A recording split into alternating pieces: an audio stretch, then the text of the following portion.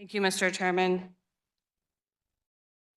This legislation before us today is a very interesting bill because as the Rules Committee ruled, it does not substantially change eligibility. It reorganizes. So I would like to propose an amendment that does not substantively change anything related to the programs in this bill. Thank you, Representative. Will you please explain to me what expansion does? Yes, thank you for that question. So I think this is the crux of the question here. What is expansion? And I think that it's been whittled down to a couple talking points on both sides. And I think it's worth taking a few minutes to truly understand what we're talking about here and what we're debating. The Affordable Care Act, or the ACA, was built on 3 pillars as a form of insurance. Employer-sponsored insurance, which has been shored up, marketplace coverage, where many tens of thousands, hundreds of thousands of people in this country receive tax credits to purchase their health insurance, and Medicaid. Those were the 3 pillars of the Affordable Care Act. Why are we still debating the 3rd pillar of that? The Supreme Court ruled that Medicaid expansion under the ACA would be a state option. Therefore, it's up to every state to make this decision. But let's talk about who it actually affects in Kansas. So if you are an adult in Kansas and your income is under 100% of the poverty level, which for a single person is $15,650, you are not eligible for any form of affordable health care in this state. You are not eligible for tax credits on the marketplace, and you are not eligible for Medicaid assistance. If you are an adult with a dependent child at home, it's a bit more generous. You're eligible if you earn 38% of the poverty level, which for a mom and 1 child, if you earn more than $8,037, you are not eligible for Medicaid in this state, and you are not eligible for tax credits to purchase private insurance. This is the coverage gap that Medicaid expansion has left behind, and there are tens of thousands of our community members and our neighbors who would benefit if we could just move forward with this. Does that answer your question? Yes, it does. Thank you, Representative.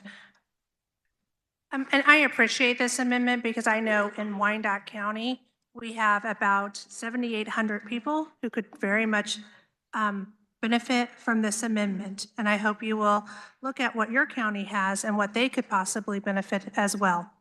And I hope you vote for this amendment. There's no further discussion. Representative Wikle, you may close.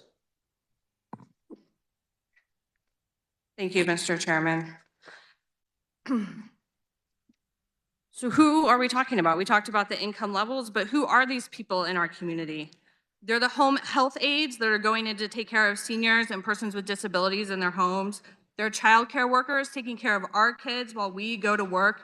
They're retail workers, they're paras in our schools, and they're construction workers. They are our neighbors, and we are leaving them behind. And to those, I do not come from a rural part of this state, but I recognize how important it is to keep our rural communities vibrant. And we have a major problem when it comes to healthcare. 62 rural hospitals are at risk of closure, the most in any state. And if we could expand Medicaid, nearly half of the uncompensated care that they have would be eliminated, shoring up their fiscal strength and allowing them to bring more providers into the community. And as a previous representative spoke, this policy could not be more popular and more bipartisan. There's been polling done on this in this state for a decade. It has consistently shown that upwards of 70 to 80% of Kansans support Medicaid expansion. They understand its importance.